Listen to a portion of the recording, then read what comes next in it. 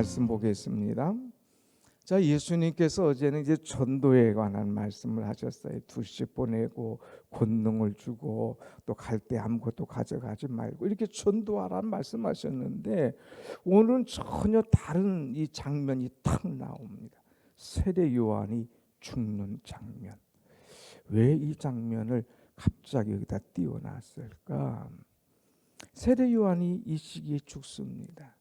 그런데 예수님의 사역이 계속 나오기 때문에 이것을 또 감출 수도 없는 거예요. 그래서 세례 요한의 죽음을 탁 내놓으면서 그가 왜 죽었을까? 그를 죽인 사람의 심정은 어떨까? 우리가 무엇을 조심해야 될까 하는 것을 오늘 가르쳐 주고 있는 이 말씀입니다. 자, 14절 보면 14절 먼저 봅니다. 이에 예수의 이름이 드러난지라 헤롯 왕이 듣고 이르되 이는 세례 요한이 죽은 자 가운데서 살아났도다. 그러므로 이런 능력이 그 속에서 일어나느니라 하고 그랬어요. 자, 여기에서 세 사람이 나옵니다. 이제 예수님이 나오고 헤롯 왕이 나오고 세례 요한 이야기가 나오는 거예요. 그럼 여기서 먼저 헤롯 왕은 누구냐 하는 거예요. 헤롯 왕. 원래 헤롯 대왕이라고 있었는데 이 헤롯 대왕이 죽습니다. 그리고 죽은 후에 이 자기 세 아들이 셋이 있는데 아들 셋에게 유대 땅을 이렇게 딱 쪼개 가지고 나눠 줍니다. 너 요거, 너 여기, 너 여기 이렇게 해. 그래서 여기 나오는 헤롯 왕은 헤롯 안티파스라고 하는 그런 이 왕인데, 이 헤롯 안티파스 아들에게 너는 유대 이 갈릴리 지역을 맡아. 그러면서 이 유대의 갈릴리 지역을 맡도록 했어요. 그러니까 이 유대를 나눈 분봉 왕이라 이렇게 이야기할 수 있습니다. 그래서 복잡하게 헤롯 안티파스라는 얘기를 안 하고 분봉 왕 얘기 안 하고 그냥 헤롯 왕, 헤롯 대왕의 아들 헤롯 안티파스라고 하는 그런 왕이죠. 그런데 이 헤롯 왕은 왕이 된 다음에 굉장히 기쁘고 굉장히 즐겁고 이 권력 때문에 얼마나 자랑스럽겠습니까? 그런데 그 사람의 마음에 기쁨이 없었어요. 왕이지만은 그 마음 속에 항상 두려움이 있었습니다. 두려움. 왜 두려워했을까? 바로 이 세례 요한 때문에 두려웠어요. 이 헤롯 안티파스가 자기 부인을 아라비아 사람으로 이제 얻고 살게 됐는데, 어느 날 로마로 한번 여행을 하게 되었습니다. 로마로 여행하는 중에 자기의 이복 동생 빌립이라고 하는 사람의 집에 가서 잠깐 유하게 됩니다. 그런데 이복 동생 빌립의 아내 헤로디아라고 하는 사람이 있는데 너무 이쁜 거예요. 그래서 마음에 흑심을 가져옵니다. 그래서 이제 칠흑 같은 마음으로, 요즘에 십계명 설교하잖아요. 칠흑 같은 마음으로 간음을 하게 됩니다. 그래서 그를 꼬여가지고 데려와요, 본국으로. 그래서 결혼을 하게 됩니다. 그러니까 이복 동생의 아내 헤로디아를 꼬여가지고 데리고 와서 결혼하게 되는 거예요. 사람들은 모르죠. 또 알아도 말을 못하죠. 그런데 그거를 세례 요한이 알고 정면으로 얘기합니다. 당신 그럴 수가 있느냐 말이야. 이거는 엄청난 죄고 이럴 수가 없다 하면서 그의 죄를 지적을 하는 거예요. 그럴 때에 이 헤롯 안티파스가 얼마나 그냥 속으로는 열받겠습니까? 그러나 또 겉으로는 안 그런 척하면서도 마음에 막 두려움이 오는 거예요. 저걸 막 어떡하면 좋을까? 그러다가 그 요한을 쳐서 죽입니다. 죽여요. 죽였는데 어느 날 사람들이 이제 막 예수의 이름을 나타내고 예수가 오셨다고 하고 예수를 따라다니고 막 하는데 이 헤롯 왕이 듣고 예수가 왔어. 그 사람들이 그렇게 많이 따라다녀. 그 예수가 내가 죽인 세례 요한이 살아난 거 아니야? 하는 그런 착각을 하는 거예요. 사람이 두려움이 오면 꿈속에서 그 두려움 때문에 막 깨가지고 그것이 막 그냥 이 이미지화가 되는 그런 경우가 많잖아요.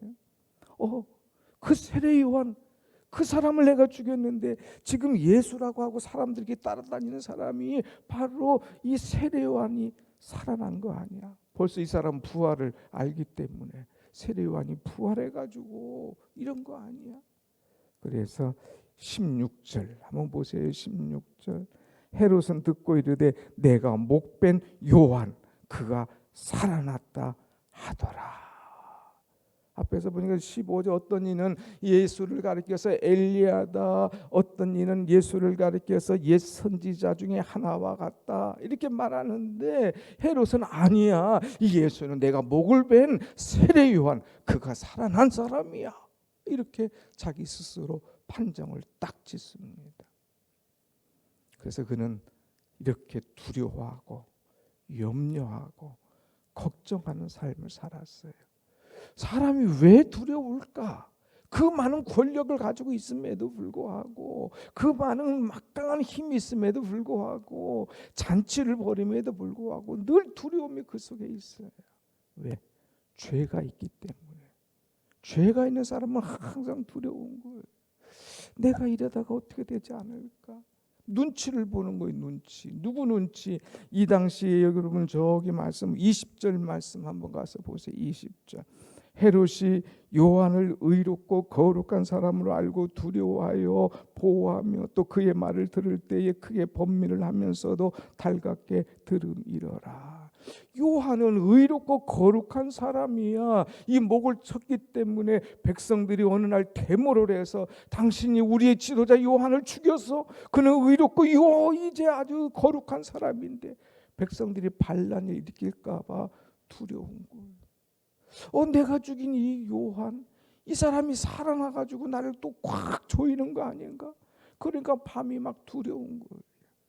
죄를 지으니까 이 죄 문제가 자꾸 두려움을 가져다 주는 거예요. 자, 그래서 우리는 이 사건을 먼저 여러분에게 전개해 주면서 우리가 조심할 일, 우리가 해서는 안 될 일이 있다. 그게 뭐냐 하는 것을 오늘 본문을 통해서 한번 생각해 보고자 합니다. 첫째는 이 헤롯은 해서는 안 될 일을 했다고 하는 사실입니다. 해서는 안 될 일. 그게 뭐예요? 칠흑 같은 마음을 품고 간음한 것, 남의 여인을 탐낸 것, 그것도 동생의 여인을 탐내서 그를 데려다가 결혼한 이 일 자체가 있어서는 안 될 일이라는 거예요. 있어서는 안 될 일을 해다가 이런 이 어려운 문제를 당하게 됩니다. 그것이 17절 이야기죠. 17절 한번 봅시다. 전에 헤롯이 지금까지는 설명한 거예요. 전에 헤롯이 자기의 동생 빌립의 아내 헤로디아에게 장가든 고로 이 여자를 위하여 사람을 보내어 요한을 잡아 오게 가두었더니 그랬어요. 데려왔는데 요한이 바른 소리 아니까 잡아 가뒀어요. 그를 목을 치는 거예요. 해서는 안 될 일 하면 이 문제가 일어난다. 두 번째는 들어야 할 말을 듣지 않았을 때에 이런 일이 생깁니다. 아까 20절 말씀했잖아요. 그가 말을 들을 때에, 요한의 말을 들을 때에 그런가요? 그러면서도 그냥 지적해 주니까 번민하는 거예요. 고민하는 거예요. 그 말이 옳거든. 아이고 잘못했습니다. 하지 않고 막 고민하는 거예요. 고민만 했지 이 문제를 해결하지를 못했다는 거예요. 그러니까 하나님의 말씀을 들을 때에 누가 나의 잘못을 지적해 줄 때 아이고 하면서 회개하고 받아들여야 되는데 그게 옳긴 옳은데 해결을 못해. 그러면 안에서 꿍꿍 해 막 복잡해지는 거예요. 그래서 이제 우리는 이 말을 잘 들을 수 있는 사람, 이 권력에 취하면, 향락에 취하면, 자기 욕심에 취하면 남의 말이 안 들어와. 그러니까 우리는 옳은 말, 하나님의 말씀이 내게 새겨지도록 죄와 관련이 없는, 죄를 끊어버릴 수 있는 이런 사람. 죄가 자꾸 내게 딱 있으면 다른 말이 들어올 수가 없는 거예요. 늘 새벽을 깨우면서 하나님과 나와의 관계가 막혀지지 않도록 늘 말씀과 은혜와 함께 새겨지는 여러분의 신앙 되시기를 축원합니다. 아멘. 그 다음에 세 번째는 무슨 말이냐? 말을 조심해라. 해서는 안 될 말을 하는 실수를 했어요. 자, 지금 이제 자기의 생일이 됩니다. 그래서 마침 이제 그 헤롯이 생일날에 대신들 사람들을 다 초청을 했어요. 갈릴리의 귀인들. 그러니까 뭐 왕족이니 왕의 왕골에 있는 사람들, 또 갈릴리 마을의 귀인들, 평민들 다 초청을 해서 뚱땅 지금 잔치를 하는 거예요. 이 잔치를 하는데 이 헤로디의 딸이 와서 춤을 춥니다. 춤을 추는데 얼마나 이쁜지 몰라. 이거 헤로디아까지 이쁜데 그 딸이 또 얼마나 이쁘겠어요. 그 춤을 추니까 거기에 막 매료돼가지고 그에게 불러서, 야, 네가 원하는 게 뭐냐? 말해. 네가 원하면 다 주겠어. 나라의 절반이라도 내가 너에게 줄게. 약속을 합니다. 그 사람들 많은데 이 당시의 법은요, 공적인 장소에서 왕이 약속을 하면 반드시 지켜야 되는 거예요. 그 사람들이 다 들으니까 지켜야 될 일이거든요. 원하는 거 얘기해. 나라의 절반이라도 주겠어 하고 딱 얘기합니다. 그때에 이 아이가 갑자기 아버지가 이렇게 물으니까 뭐가 좋을지 모르는 게 있는 거, 아직 세상에 뭐가 좋은지를 모르는 거예요. 그래서 어머니 헤로디에게 가서 묻습니다. 어머니, 내가 무엇을 구하면 될까요? 그러니까 이 헤로디아가 늘 마음에 기분 나쁜 사람이 하나 있는 거예요. 누구예요? 세례 요한. 그가 자기를 지적하고 남편의 죄를 지적하면서 누구나 다 자기 앞에 머리를 숙이는데 이 세례 요한은 머리 숙이는 게 아니라 죄를 지적하고 마음을 괴롭게 하는 거예요. 그러니까 얘야, 세례 요한의 목을 달라고 그래라. 목. 세례 요한의 목 달라. 분위기가 갑자기 그냥 쌀해집니다. 아니, 다른 것도 아니라 목을 달라고 그래. 베야 되잖아요. 쳐야 되잖아요. 얼마나 분위기가 확 다운, 잔치가 그냥 확 조용해지겠습니다. 왕도 깜짝 놀랐죠.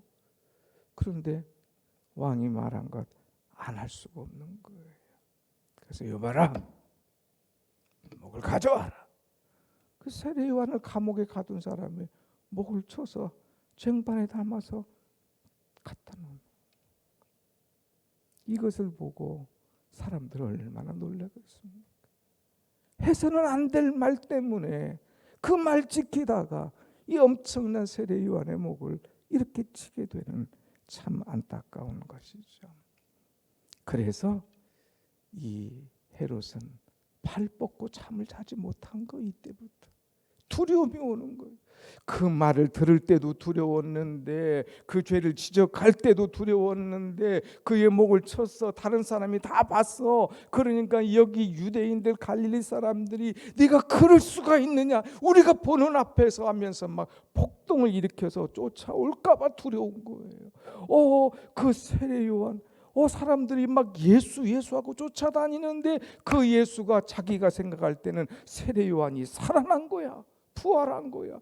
그 세례 요한이 나를 죽이러 올 거야. 지옥에 집어넣을 거야. 잠을 자지 못하고 막 두려워하는 거야. 사랑하는 여러분, 우리는 이 사건을 통해서, 물론 세례 요한 하나님께서 치셔서 죽지요. 이 사건을 통해서 조심할 건 네 가지. 해서는 안 될 일 하지 마라. 해서는 안 될 말 하지 마라. 해서는 안 될 일 하지 마라. 두려움. 이 두려움은 어떤 것이 내게 밀려오기, 사람 외적인 압박, 외적인 이것을 가기 전에 내 스스로 압박이 막 되는 거예요. 이것 때문에 너무 힘든 거예요. 세례 요한 이 사건을 통하여서 우리는 늘 하나님과 가까이 할 수 있는, 하나님은 행한 대로 갚으시는 하나님. 그래서 우리는 선을 행하고 은혜 생활을 하면서 날마다 날로 더욱 귀하다, 날로 더욱 귀한 주님과 함께 살지언정 죄를 품고 두려워하고 살지 않도록 늘 은혜 속에 살아가는 여러분의 신앙 되시기를 축원합니다. 아멘. 기도하겠습니다.